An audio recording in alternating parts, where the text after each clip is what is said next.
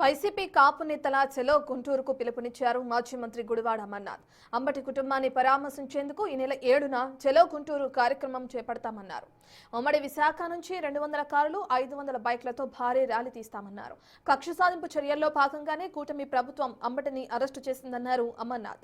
ఆయన కుటుంబానికి కాపు సామాజిక వర్గం పూర్తి అండగా ఉంటుందన్నారు.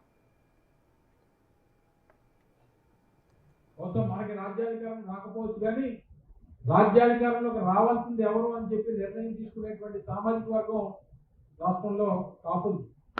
సో అటువంటి సామాజిక వర్గాన్ని ఎదుటి పార్టీలో ఉండడానికి వీల్లేదు. ఎదుటి పార్టీలో ఉన్నటువంటి కాపుల్ని అయితే ఎలిమినేట్ చేయాలి. ఆయనకి ఎవరో మనం ధైర్యం చెప్పాల్సినటువంటి పని లేదు.